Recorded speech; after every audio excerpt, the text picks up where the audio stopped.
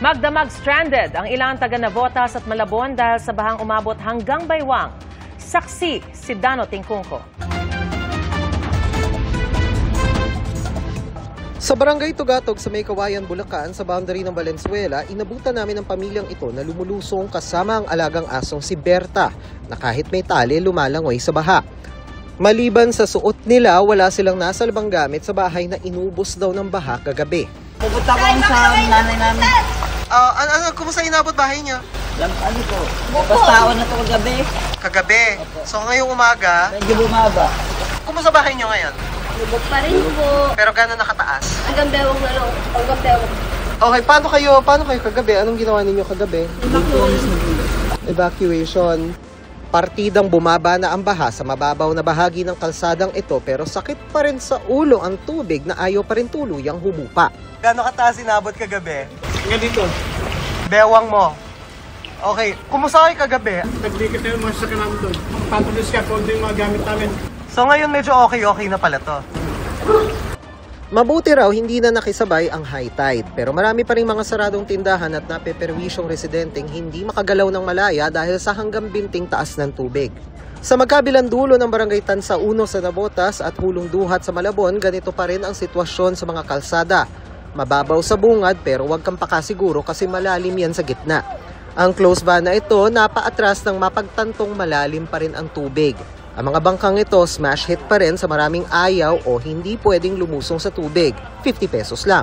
Hindi pa kami umuwi. Kumbaga sa bangko kami natulog doon sa office namin. Mataas naman yung bahay. Ang problema lang ipag-uwi. Ito, suot namin kahapon pa ito. Ayaw namin maglusong kasi nga leptospirosis, di ba?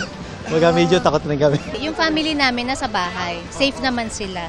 Para sa GMA Integrated News, ako si Dana Tingkungko ang inyong saksi. Bagyo na ang isa sa dalawang low-pressure area sa loob ng Philippine Area of Responsibility. Huling namataan ang bagyong Dante 1,075 kilometers sa silangan ng Northern Luzon. Pa-northwest ang pagkilos nito sa bilis na 25 kilometers per hour. Ayon sa Pag-asa, patuloy itong kikilos pahilaga o di kaya ay pa-north-northwest sa Philippine Sea ngayong gabi o bukas. Saka ito magno-northwest at tutumbukin ang Ryukyu Islands at East China Sea. Posibleng makalabas din yan sa PAR sa Huwebes o Biyernes kung hindi gaanong malaki ang magiging pagbabago sa pagkilos nito. Ang isa pang low-pressure area huling nakita 105 kilometers southeast ng Basco, Batanes. Posible itong mabuo bilang bagyo o maaari ring sumanib sa sirkulasyon ng bagyong Dante. Hinahatak ng bagyong Dante at ng LPA ang habagat kaya asahan pa ring maulang panahon sa mga susunod na araw. Base sa datos ng Metro Weather, bukas ng umaga inaasahan na matitinding ulan sa Ilocos Provinces, La Union, Pangasinan, Central Luzon, gaya ng Zambales at Bataan, Calabarzon, Mimaropa, lalo sa Mindoro Provinces at ilang bahagi ng Bicol Region. Sa hapon, malawakan na ang ulan at malalakas pa rin ang buhos. May mga pabugso-bugsong ulan pa rin sa Metro Manila bukas. Sa Visayas, may chance ring ulanin ang Panay Island, Negros Island Region, Samar at Leyte Provinces. Mas marami nang uulanin sa Visayas sa hapon at posible na rin sa ilang lugar sa Cebu. Meron na rin kalat-kalat na ulan sa ilang bahagi ng Mindanao, gaya ng Zamboanga Peninsula, Northern Mindanao, Caraga at Davao Region.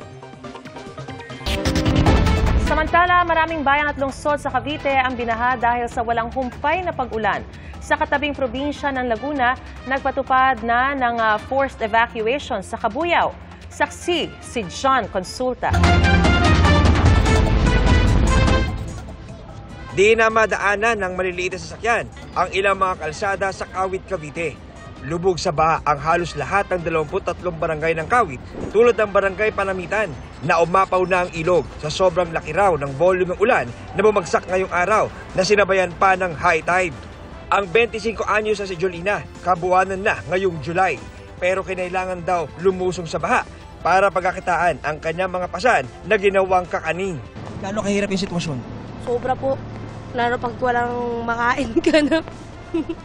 Kaya kailangan magtinda po. Kahit baha na po. Pinasok na ng baha ang loob ng ilang mga bahay sa Kawit. Kaya ang mga gamit ni Mang Leslie nakaangat na sa mas mataas na lugar kanina pang alas 4 ng madaling araw. Kaming dalawa ng miss ko, ginising ko na rin yung pinsan ko na mag-aangat ng mga paninda. Tapos yung Yun nga, yung mga rep namin, inangat na rin namin. Sa gitna ng aming pag-iikot, nakakasalubong namin ang isang bandang ito na sinuong ang baha at ulan para ipagdiwang ang kapistahan ng Kawit ngayong araw. Panata namin sa Kapitan, sa Santa, sa Magdalena.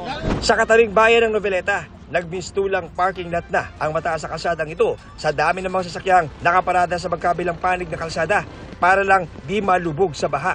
Bagamat malayo pa sa critical level ang taas ng tubig sa Noveleta, sa tulong ng mga itinayong catch o retarding basin na isang JICA project, iniligas na ang may 600 individual mula sa mga low-lying area.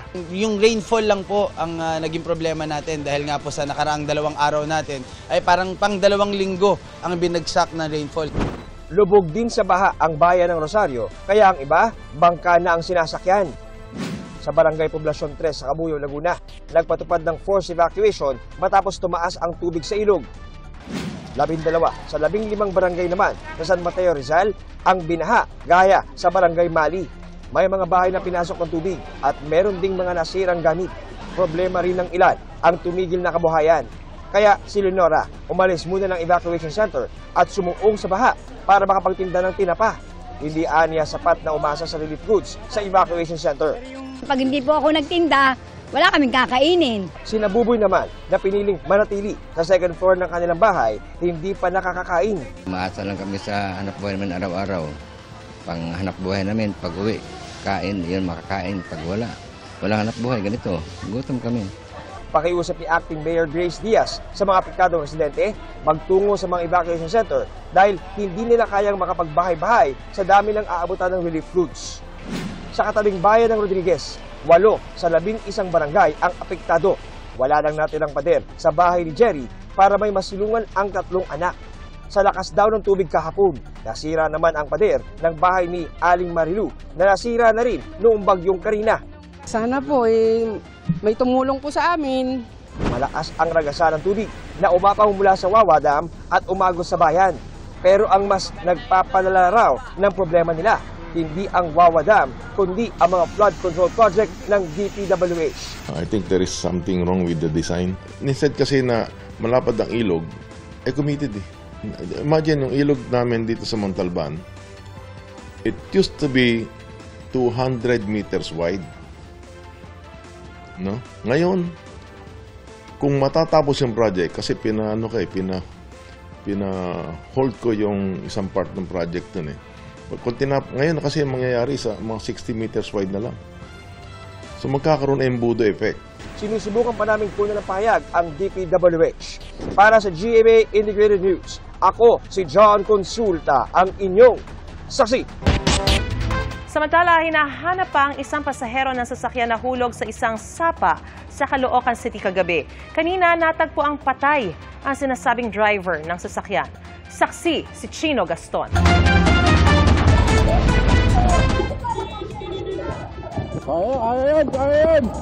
Makikita ang paglusong ng sasakyang ito sa videong kuha sa binahang Doña Aurora Street sa Camarin, Caloocan kagabi. Bagay na ipinag-aalala ng mga saksi.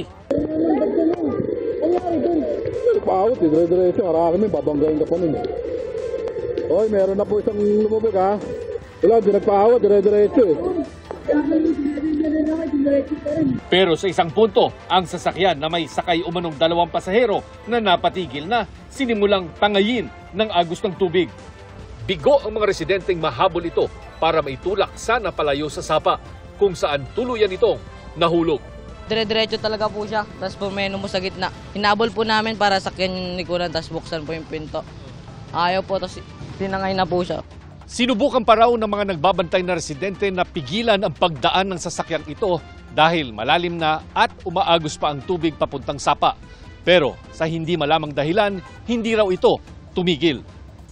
Nang matagpuan ang sasakyan sa bahagi ng sapa na dumaraan sa isang subdivision, UP na ito at wala na ang umano'y 2 sakay nito. Nakita ko marami ng tao dito, may mga ambulansya na, taga City Hall, mga rescuer. At ang kotse nga nandun na sa ilalim ng tulay. Sinusubukan na lang itaas at sinasabi na yung tao daw nasa loob. Pero nung nakuha nila yung kotse, wala naman pong tao. Kaninang umaga naman nang matagpo ang patay na ang 60 anyos na umano'y driver ng sasakyan na si Ricardo Donasco. Ayon sa kanyang misis, nakatawag pa si Ricardo alas 7 kagabi para sabihing naipit sila ng baha. Kailangan namin ng rescue, gano'n siya ng gano'n. Sinabi niya ba nahulog na sa... Hindi po, wala po siyang binabanggit. Hanggang sa malabo na yung salita, wala na kaming maintindihan. Gumaganon-ganon na. Tapos, ayun po, tumawag na akong barangay. Hinahanap pa rin ang kasama niya sa sasakyan. Ayon sa kapitan ng Barangay 177, pangalawang beses nang may nahulog na sasakyan sa sapa. Baliwala ang barrier na inilagay rito na nalubog din dahil sa sobrang taas ng baha. Pagka po tumataas yan, sinasabihan po talaga yung mga motorista na huwag na nilang tangkaing tumawid. Kasi mahirap po talaga, delikado. Kung ang gusto nila, yung mataas talaga na barrier as in, kaya hindi din po siguro advisable. Kasi yung dami ng basura din, na nakasama ng laki ng tubig, baka pag nabaray basura, lalo pong lulubog yung mga nakatira dito sa gilid ng creek. Para sa GMA Integrated News, ako si Chino Gaston, ang inyong saksi. May mga lugar pa ring lubog sa baha at may bagong bagyo na nasa loob ng PAR. At kaugnay po niyan, makakapanayan po natin si Assistant Secretary Bernardo Rafaelito Alejandro IV, ang officer in charge ng Office of Civil Defense. Asek Alejandro, magandang gabi po sa inyo. Yes, Marin, magandang gabi sa lahat. Una po sa lahat, meron pa po bang mga lugar na hindi pa rin naabot ng rescue, isolated na lugar? Opo, meron pa rin tayong 966 barangays na still flooded, no? Sa NCR hanggang Region 3 and 4A. So yun po ang tinitingnan natin at dahil maulan pa hanggang Thursday, ay binabantayan natin itong mga lugar na ito. Paano po ang gagawin natin? Lalo na kung halimbawa may mga critical na mga kailangan talaga ng rescue doon sa mga areas na yon. Oo, naka-preposition naman tayo ng mga rescue natin. Pwede tumulong sa mga local government units. So naka-download na po yung mga yan. In fact, meron tayong more or less 40,000, mga 12,000 teams, no? Personnel from the AFP and PNP na nakakalat sa iba't ibang region na pwedeng tumulong sa ating mga local government units. Alright, di pa man po humuhupa ang baha sa ilang mga lugar. Naku, heto't may bagyong Dante naman na binabantayan ng Pag-asa at bukod sa LPA pa yan at habagat. Paano po ito pinaghahandaan ng gobyerno? At yung mga rescuer po natin, naku, mukhang wala na po silang pahinga talaga. Yung mga nakasama namin kanina sa Parañaque, ilang araw na po sila na nagre-rescue, hindi pa po ata natutulog. Opo, tuloy-tuloy yung ating preparasyon dito sa bagong bansa, no? So meron tayong Southwest Monsoon last week, nag-cruising, tapos nag-LPA, ngayon si Dante na.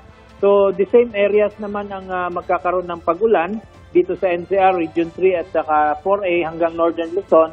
So pinaghahanda na natin yung ating mga local government units and ang ating mga national response units from the AFP. So meron tayong mga assets na naka-standby. Meron pa tayong naka-alert, no? Yung nagamit natin for cruising ay siguro magpahinga na yan at meron pa naman tayong mga reserve na pwedeng pumalit sa kanila. So marami po tayo. Meron tayong 15,000 from the AFP, halos 5,000 from the Coast Guard, tapos meron pa tayo from the Bureau of Fire Protection. So sapat naman yung mga personnel natin. Good to know. Makikibalita lang din po kami kung kumusta yung bilang ng mga casualties natin nationwide, especially dun sa mga areas na talagang directly affected by itong hanging habagat o southwest monsoon. So far, Maris, meron tayong 6 na reported death. Puro subject for validation pa rin. 5 injuries at 8 na missing. So yan po ang ating casualty count. So sana manatiling ganito. Hanggang dyan na lang po sana. But tuloy-tuloy ang ating pag-aabiso sa lahat na sumunod sa mga babala or mga instruction ng ating mga barangay officials at mga disaster authorities po. Maraming salamat po sa inyong panahon, OCD-OIC Assistant Secretary Bernardo Rafaelito Alejandro IV. Magandang gabi po. Ingat po kayo. Magandang gabi, Marie. Magandang gabi sa lahat. Samantala, sa Malolos, Bulacan, natuloy pa rin ang kasal sa gitna ng binahang Baraswain Church. Saksi si Mark Salazar. Lubog sa baha ang Baraswain Church ng Malolos, Bulacan, pero hindi nito napigil ang paghahanda para sa isang kasal. Hindi nakaligtas ang Barasawin Church dito sa Malolos sa pagbaha na nagsimula pa kagabi. Mas mataas pa raw di hamak dito yung level ng tubig. Pero bumaba na ito. Hindi naman daw ito first time at hindi rin first time na itutuloy ang kasal kahit ganito ang estado ng simbahan. Ini-imagine ko lang kung ano magiging itsura ng basang kasal at ano magiging kahulugan nito sa ikinasal.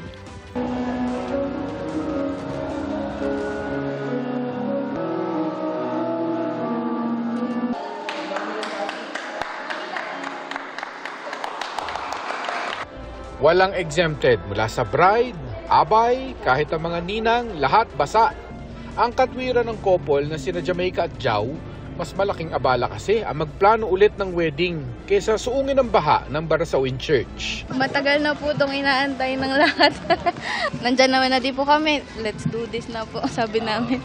Thank you po sa aming bisita. Yung ulan po, blessing po ni Lord. Naging blessing na rin naman po talaga kasi mas naging unique po yung ano po. Saka po mga taga Nabotas po kami, ay po. Opo, sanay po sa baha. Hanggang dito po, sinundan po kami ng baha. Sa labas ng simbahan, lubog din ng maraming lugar sa sentro ng Malolos. Pero tuloy ang komersyo.